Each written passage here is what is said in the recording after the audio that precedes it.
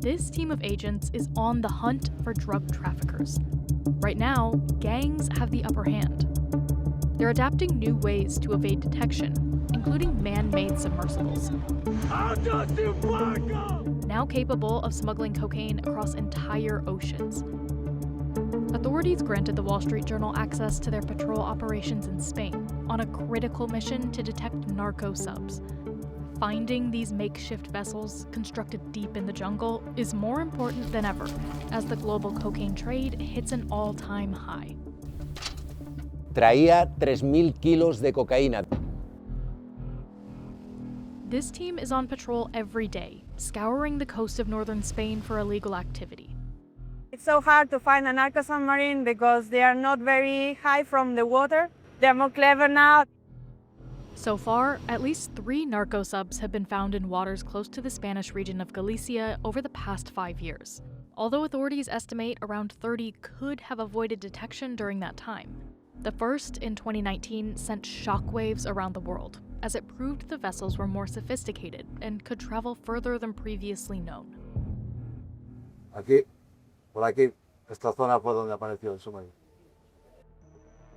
Officials say it set off from Brazil before traveling for 27 days across the Atlantic Ocean, a journey of roughly 4,000 miles. Puso una bofetada de realidad. Eso lo que evidenció es que no se tiene para nada controlado el tema. O sea, los malos van muy por delante de los buenos. Authorities say most narco subs are built by cartels in jungle areas across South America, where they utilize the natural landscape to stay hidden.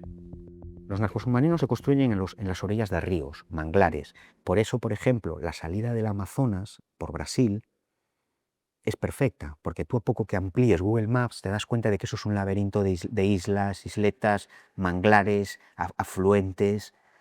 Quiero decir, el Amazonas no es un gran caudal que va así, o sea, en la desembocadura eso es un mundo. Entonces, por eso esa zona es especialmente buena, porque ahí puedes ocultar un astillero, construyes, lo echas al agua y con nocturnidad y alevosía lo sacas por la noche. Authorities estimate it typically costs around $1 million to construct each vessel. Bueno, pues aquí vemos el panel de entrada, que es desde donde se pilotaba el submarino.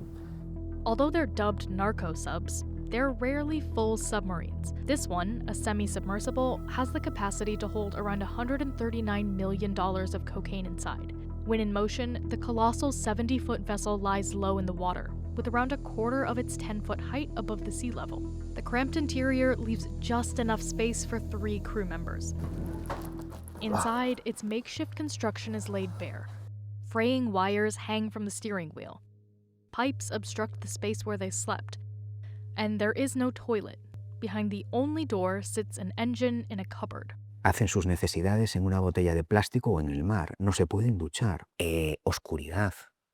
Tú imagínate lo que es pasar una noche ahí dentro, a oscuras, con unas bombillitas, en medio del océano Atlántico. Yo no me querría ver ahí. Estás respirando un humo tóxico durante muchos días. The rusting keys are still in the ignition, and decaying packets of food and medication are all that's been left behind on this narco sub. Although a new phenomenon in Europe, the crafts have been used across the Americas for decades. Some known routes go from Ecuador and Colombia in the Pacific Ocean to Central America, before disembarking and taking the drug across land in Mexico to reach the US mainland. Others have been discovered in the Caribbean Sea. But despite efforts from law enforcement agencies spanning the globe, a mere fraction of narco subs are caught. Drug gangs use low-tech methods to avoid detection. Authorities say they're often painted different colors for camouflage, depending on the ocean they plan on traveling in. The Spanish agents hunting them down say it's almost impossible to see them in open water. Los narcosubmarinos navegan a ras de agua y los radares los confunden con las olas. Es que es tan sencillo como eso. Entonces el radar sí que durante un tramo puede detectar la señal, pero luego la pierde, porque el radar confunde la ola con la estructura que flota a ras de agua. One of the only tools at their disposal are thermal imagery cameras. They detect the heat from inside vessels, illuminating them in the darkness. But since the agents have to search such a vast area, the narco subs are often able to hide in plain sight.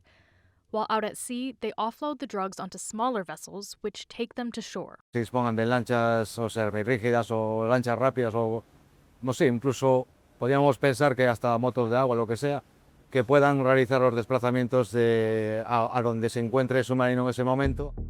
Then, sparsely populated mountainous areas in Galicia help groups to disperse the cocaine on land undetected during the night. Authorities say drug gangs are also using narco subs as part of a wider strategy to effectively flood the zone with cocaine. That strategy involves using different transport methods at the same time, in an aim to overwhelm agents who have limited resources to catch them. Part of that tactic is outsmarting agents by pouring a record amount of cocaine through ports, including this major trade hub.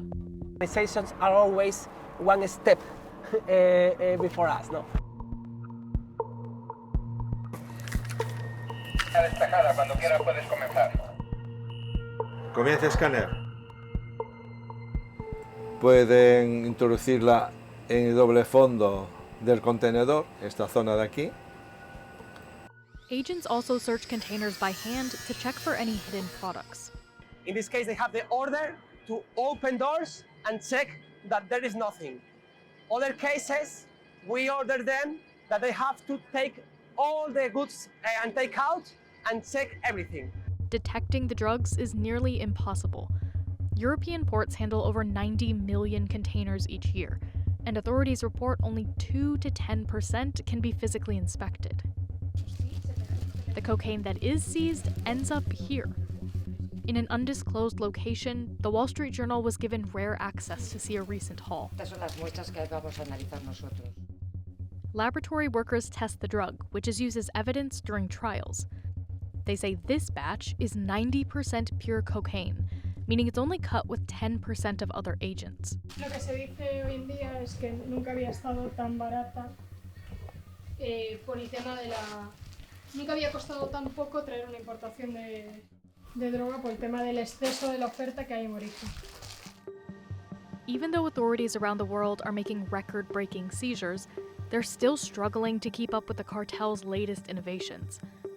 Agents admit they're being left behind and fear the development of unmanned drones will take the challenge even deeper beneath the surface.